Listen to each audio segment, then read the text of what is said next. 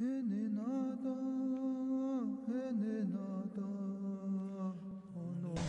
great evil, in my humble opinion, which haunts our enterprise, and I say this realizing I'm setting the fox among the chickens, the great evil that has been allowed to flourish in the absence of mathematical understanding is relativism.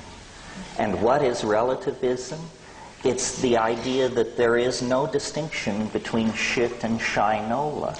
That all ideas are somehow operating on equal footing.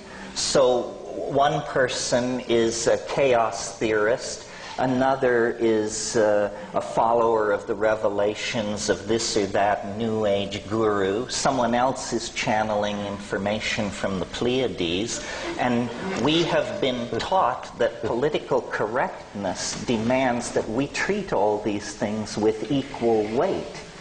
Because we have no mathematical ability, no logical ability, we don't know how to ask the questions that expose some positions as preposterous, trivial, insulting to the intelligence, and unworthy of repetition.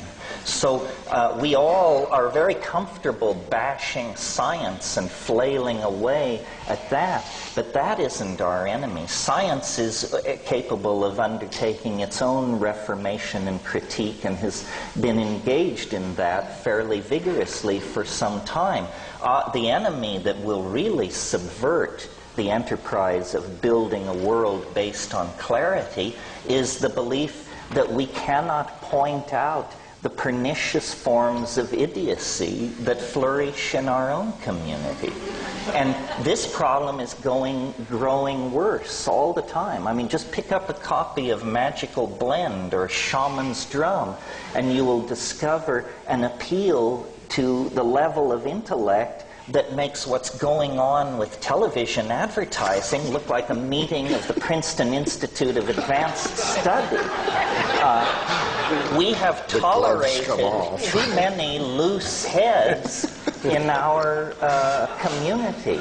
We are not willing to take on the karma involved in argument and discourse that actually gores somebody's ox. So that at the end of the day, iridology or Mormonism or some other form of institutionally supported foolishness lies in shreds on the floor. We consider this politically incorrect. I can feel the tension in this room because people sense I might gore their particular ox.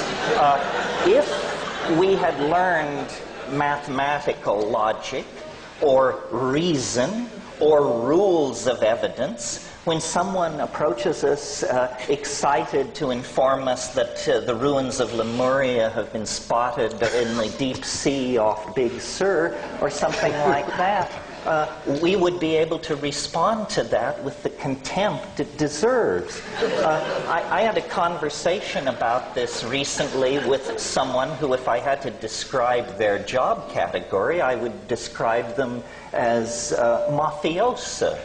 And I said, what do you think of the abduction phenomenon? And without hesitation, this person said, there are just so many foolish people in the world.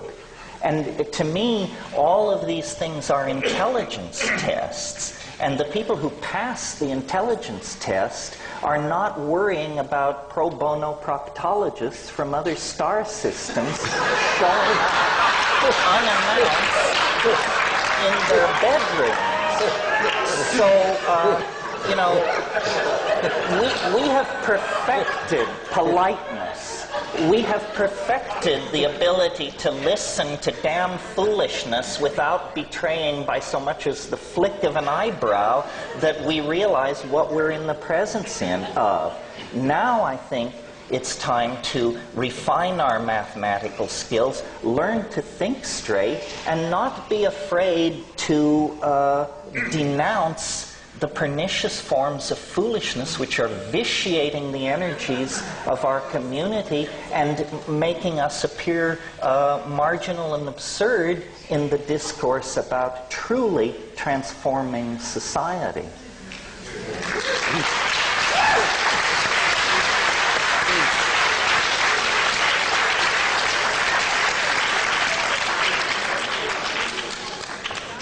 Well, I can't wait to see this laboratory of clarity unfold before me tonight, as Homer and as all nonsense is dispelled. The scalpel of reason is brought out by Terence. Yes, well, it is an ambiguous enterprise and fraught with contradiction, but forward, ever forward.